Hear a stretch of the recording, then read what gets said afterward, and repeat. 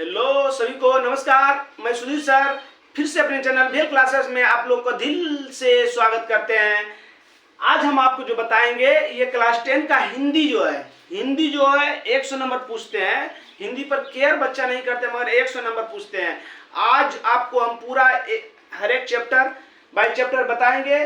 पहले सब्जेक्टिव, उसके बाद ऑब्जेक्टिव, उसके बाद सब्जेक्टिव। ध्यान से देखिए, ये पहला जो है शीर्षक है दही वाली मगम्मा। दही वाली मगम्मा जो है, थोड़ा सा उसके बारे में बता देते हैं। ये एक छोटा परिवार की कहानी है जिसमें एक बेटा, उसका पुतू और एक पोता और मामा दादी रहती थी। उसी के बीच में झगड़ा होता है। मामा दादी को अपने पोता से बहुत प्यार रहता है। उसी कहानी का हम लेकर वही कहानी है इसमें दिखाया गया, बताया गया है। आप जानते हैं गांव देहात में कि मूड से ज्यादा शुद्ध प्यारा होता है। बस ये दिमाग में रख के ये पूरा कहानी उसी पर है। पूरा कहानी उसी पर है। आज सब्जेक्टिव जब आएगा तो आपको बताएंगे हम पूरा क्वेश्चन तोड़ के। आ जाइए ऑब्जेक्टिव में। पहला क्वेश्चन आपके दिख रहा होगा, दही वाली मगम्मा कहानी के लेखक कौन है? इसका लेखक जो है श्रीनिवास है। कौन है? श्रीनिवास है। लेखक, शीर्षक और लेखक का एक ट्रिकली वीडियो हम बनाए हैं, बहुत पहले बनाए हैं। उसको देख लीजिएगा, आपसे एक क्वेश्चन भी नहीं छूटेगा। एक क्वेश्चन भी नहीं छूटेगा। जितना भी शीर्षक उसका लेखक जो आएगा ट्रिकली बताए हैं, बैठा के बताए हैं, उसको आप जरूर देखिएगा, रिक्वेस्ट है। और इस वीडियो को जितना से जितना शेयर कीजिएगा, आपका दोस्त, आपके रिश्तेदार को फायदा होगा। क्योंकि एक बार सिर्फ देख लीजिएगा, आपको याद करने की जरूरत नहीं है। ठीक है। दूसरा नंबर क्वेश्चन है, दही वाली मगम्मा किस भाषा से अनुदित कहानी है? कन्नड़ भाषा से। कौन भाषा से? कन्नड़ भाषा से। इसका लेखक क्या है? श्रीनिवास। कौन भाषा का है? कन्नड़ भाषा का। मगम्मा किस शहर में दही बेचने जाती थी? वो रोज दही बेचने जाती थी या उधर पोता के लिए कुछ मिठाई लाते थे, है ना। वो बेंगलुरु शहर रोज दही बेचने के लिए जाती थी। मगम्मा मिठाई किसके लिए ले आती थी? पोता के लिए। बोले ना, पोता से बहुत प्यार था। हम बताए आपको कि मूड से ज्यादा शुद्ध प्यारा होता है। हमें भी एक बेटा है, वो हमारी माँ जो है हमसे ज्यादा अभी उससे लगाव रखती है। दोनों, पापा भी, बाबूजी भी और मम्मी भी। किधर से भी आएगी सबसे पहले बउआ को खोजेगी। तो ऐसा हो जाता है। ऐसा थी है, पुराना पुराना अथी से चला आ रहा है। अब हम अभी देख रहे हैं इस चीज को, है ना। मगम्मा पोते के लिए मिठाई लाता था। मगम्मा को किससे विवाद था? बहू से अपने विवाद था। क्योंकि उसका बहू छोटका बचवा को जो था, नूनू को, उसका बउआ को बात में मार बैठता था। तो उसी मार के लिए दोनों सास पुतू में लड़ाई होते रहता था। एक दिन ऐसा हुआ कि सास जो है पुतू को अलग कर दिया, है ना। सॉरी, बहू जो है सास को अलग कर दिया। मगर लास्ट में क्या कहानी, इसका ट्विस्ट है, आपको बताएंगे धीरे धीरे हम। चलिए आते हैं। मगम्मा कहाँ की रहने वाली थी? वेंकटपुर, बेंगलोर में एक गांव था, वहीं के रहने वाली थी। एक गांव में निवास थी और वो शहर बेंगलुरु जाके दही बेचते थे, है ना। नजम्मा मगम्मा की कौन थी? नजम्मा जो थी मगम्मा की बहू थी। यही दोनों में विवाद था। यही दोनों में विवाद था। रंगरप्पा कैसा विचार का आदमी था? वो लम्फट था, जुआरी और बदमाश था। उसको कुछ मतलब कि क्या कहता है, कामचोर था वो कभी इससे ठग के, कभी उधर से चुरा के पीता था, लम्फटगिरी करता था। आईसीयू दिमाग में ये रखिए, अगर आप हमेशा बैठ के खाइएगा तो आपके दिमाग में कुछ विचार नहीं, लम्फटबाजी का ही विचार आएगा। क्योंकि आपका शरीर का एनर्जी लॉस नहीं होगा। दिमाग में तरह तरह की बातें, खराब बातें दिमाग में उत्पन्न होती है। इसलिए अपने शरीर को जितना खटाइएगा उतना आपका शरीर जो आप अच्छा रास्ता पर चलेगा। समझ रहे हैं? चलिए, रंगरप्पा कैसा विचार का था? लम्फट, जुआरी और बदमाश था। श्रीनिवास जी का जन्म कब हुआ था? 6 जून 1891 में श्रीनिवास जी का जन्म हुआ। 6 जून 1891। श्रीनिवास जो था दही वाली मगम्मा का लेखक है, और ये किस भाषा का है? कन्नड़ भाषा का है ना। श्रीनिवास किस भाषा के साहित्यकार थे? कन्नड़ भाषा के विख्यात साहित्यकार थे, है ना। श्रीनिवास का पूरा नाम मास्ती वेंकटेश अयंगार, है ना, अयंगार थे। गांव में जुआरी किस्म का व्यक्ति कौन था? रंगरप्पा था। वही कोई भी व्यक्ति चलते फिरते औरत पर कुछ भी बोल देता था, क्योंकि वो उसका तो हमेशा 24 घंटा पीली रहता था, लम्फटबाजी करना था। समझ गए? ये आज का ऑब्जेक्टिव है। अब आपको सब्जेक्टिव पर आते हैं। आ जाइए। लॉन्ग क्वेश्चन, लघु उत्तरीय, दीर्घ उत्तरीय क्वेश्चन बता रहे हैं आपको, आप बारीकी से समझिए। हम आपको पहले ही बता दिए थे कि ये कहानी जो है एक बेटा और एक माँ, एक पोता बहू की है ना। बहू पोता को मारता था, तो बहू की मतलब कि माँ, लड़का की माँ और बच्चा की दादी को जरूर लगता था, उसी में 2-4 बात कह देती थी। तो उसमें बोलती थी कि हम तुमको बना के भी अथी करते हैं, खिलाते हैं, अथी करते हैं, और हम ही को उल्टा हमारा बेटा है, हम जो करें उसी में उस कभी कभी हो सके हाथ भी चला देती होगी, गाली दे देती होगी, है ना। यही विवाद, इसी लेके मतलब पोते के लेके विवाद था। तो विवाद था तो घर का बेदी लंका ढाए। जब घर में विवाद था, घर वाला बेटा और बहू उसको अलग कर दिया, तो गांव का जो लम्फट जुआरी रंगप्पा था, वो मौका का फायदा उसको मिल गया। उसको टॉर्चर करने लगा, बीच रास्ते में रोकने लगा, उसका बाँह पकड़ने लगा। अब बोलने लगा कि पैसा दो। तो बोला पैसा कहाँ है? तो बोला कि पैसा कहाँ है? तो पैसा कहाँ है? तो बोला कि पैसा तुम गाड़ कर रखने से फायदा क्या है, जब तुम्हारा बेटा अब पोता तुमको, तुम्हारे बहू तुमको साथे नहीं है ना। मगर उसको ध्यान था, बेटा बेटा होता, पोता पोता होता, किसी तरह रोज उससे बचती थी, है ना। एक दिन लास्ट में क्या हुआ, उसका बाप पकड़ लिया। फिर ये बात उसकी बहू को मालूम हो गया, तो बोला कि साला जो तो दही बेच के आती थी, पैसे लमफटवा ले लेगा। तो फिर वो मनाने के लिए अपने पोते बेटा को यूज किया, और वो दादी के पास भेजा पोता के लिए, फिर माना। चलिए यही कहानी है। चलिए आते हैं, क्वेश्चन को समझाते हैं। रंगरप्पा कौन था? रंगरप्पा कौन था? हुआ मगम्मा से क्या चाहता था? रंगरप्पा जो था उस गांव का लम्फट जुआरी था, जो मगम्मा से पैसा चाहता था, और वो मतलब कि कह सकते हैं कि मतलब चरित्रहीन भी था, है ना, चरित्रहीन था। रंगरप्पा गांव के रंगप्पा मगम्मा के ही गांव का एक लम्फट जुआरी बदमाश आदमी था। जब उसे पता चला कि मगम्मा अपने बहू से लड़कर अलग रहने लगी, एकदम अपनी भाषा में लिखे हैं तोड़कर, ये बताए हैं हम आपको पहले, वही खाली दोहरा देते हैं। अलग रहने लगी तो रंगप्पा मगम्मा के पीछे पड़ गया, है ना। सोचा कि वो जो अलग हो गया तो पैसा रखता होगा कहाँ, और गलत सोच कर भी उसके पीछे आने लगा कि अब इसको अति करने वाला है के, क्योंकि वो विधवा थी बेचारी,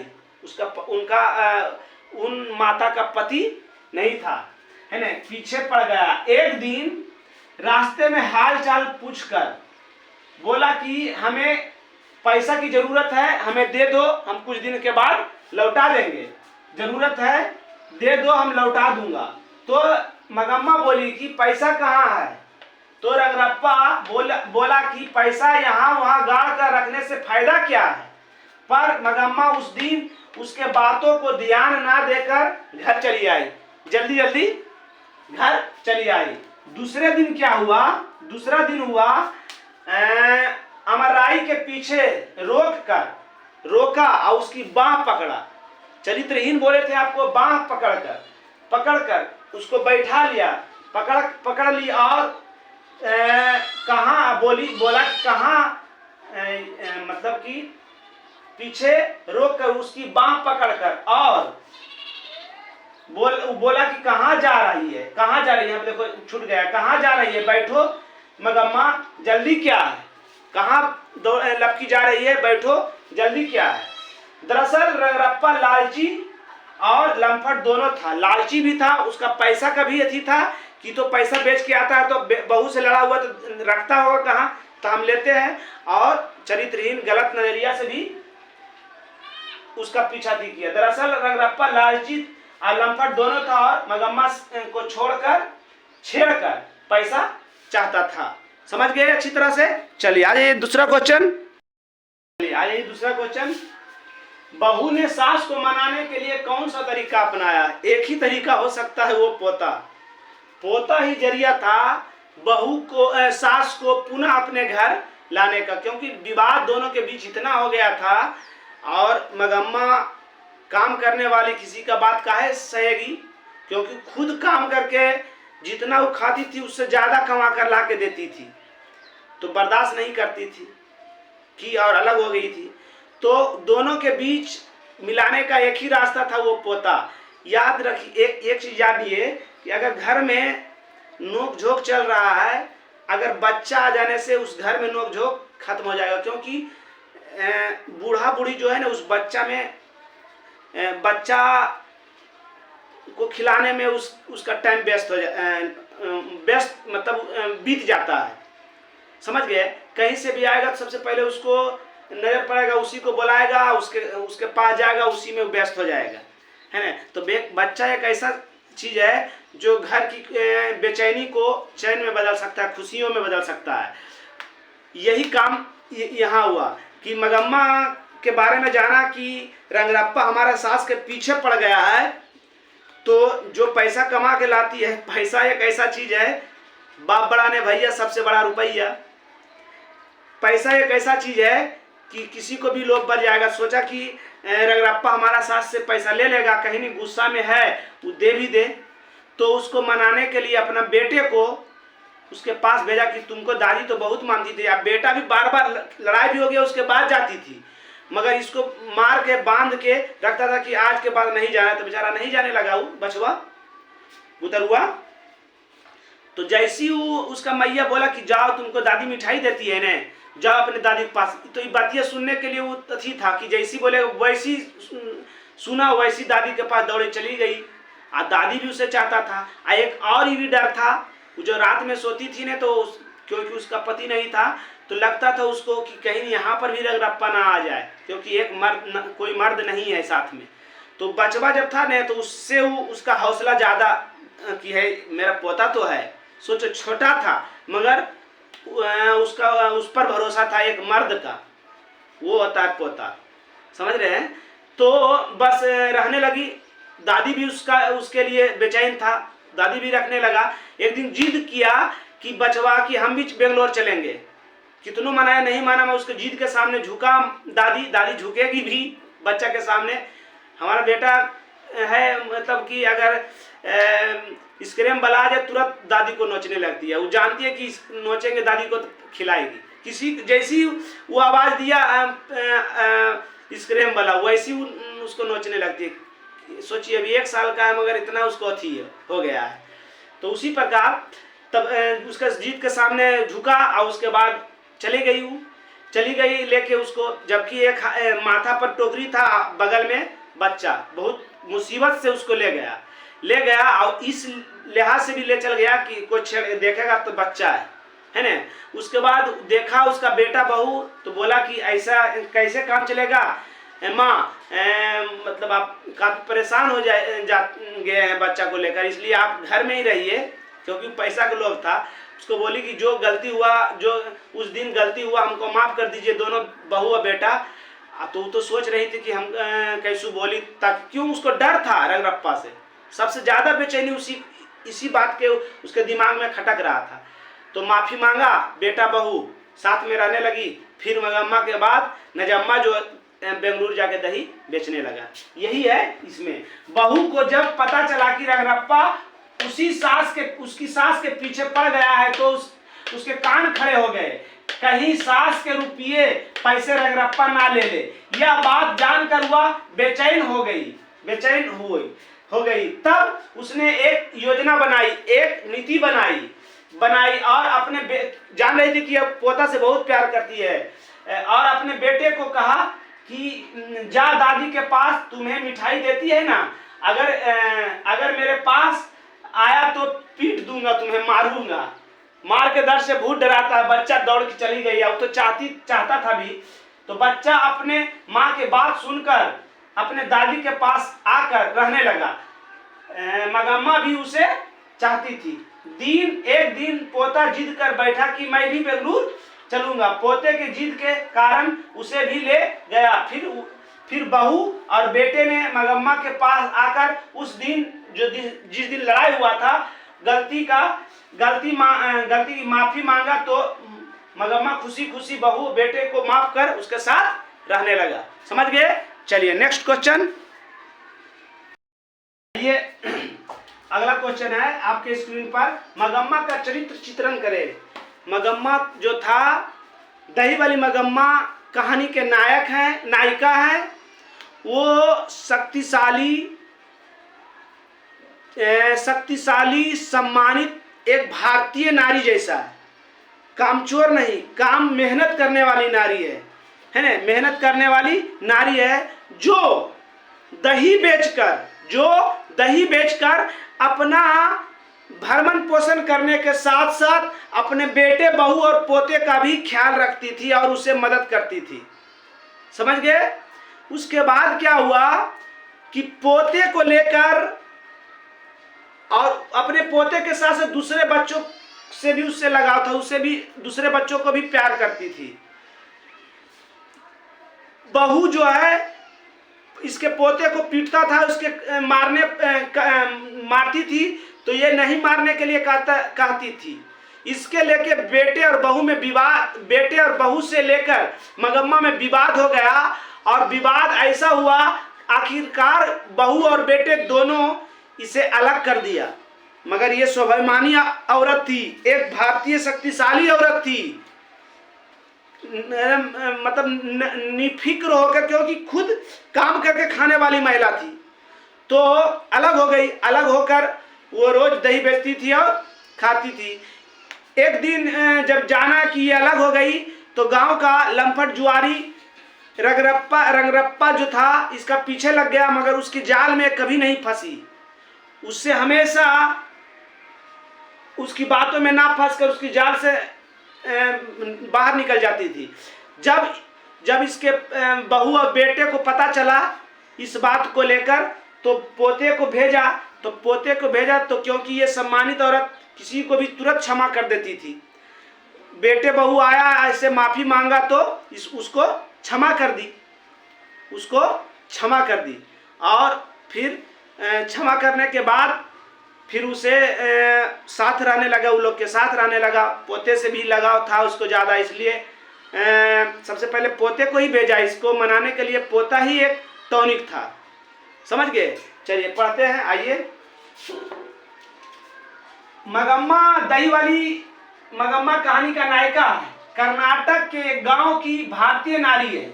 वह आत्मनिर्भर दही बेचकर ना सिर्फ अपना जीवन यापन करती है, बल्कि अपने बहू बेटे को भी मदद करती है।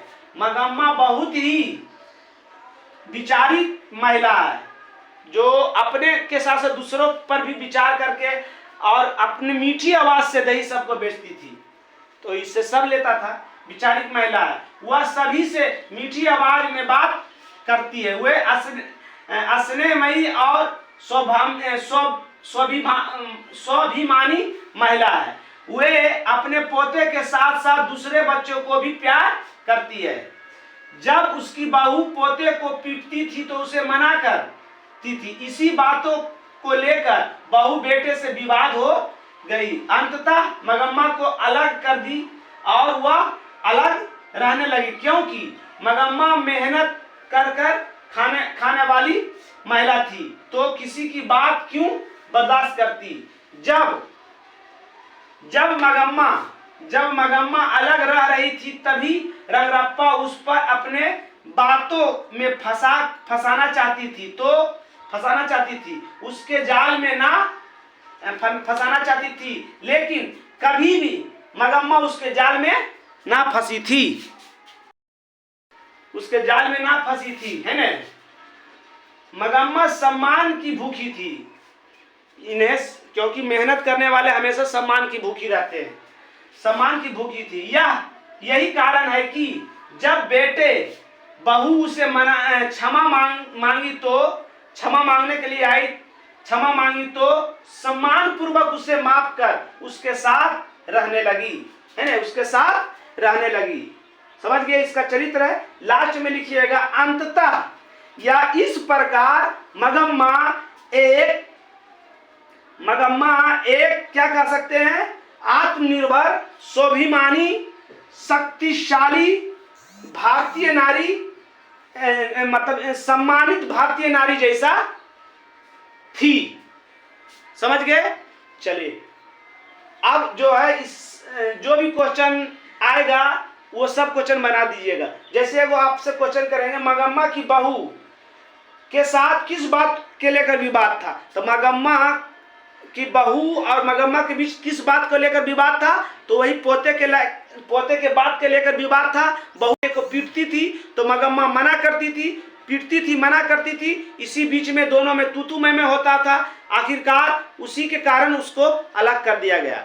जो भी क्वेश्चन है इतना बता दिए हैं कि अब जो भी क्वेश्चन इसमें आएगा आप आराम से उसको अच्छी तरीके से उसको जवाब दे दीजिएगा। एक चीज और बताते हैं, जब भी इसका उत्तर लिखिएगा तो जरूर लिखिएगा कि ये कहानी दही वाली मगम्मा से ली गई। इसका कहानीकार श्रीनिवास है, जो इस प्रश्न के माध्यम से हमें ये समझाना चाहते हैं। उसके बाद आप अपना उत्तर लिखने के लिए स्टार्ट कर दीजिएगा। समझ गए। चलिए आज का क्लास यही समाप्त हुआ। इस वीडियो को आपसे रिक्वेस्ट है, विनती है कि आप अपने दोस्तों रिश्तेदारों के जरूर शेयर करें। तब तक के लिए जय हिंद, जय भारत।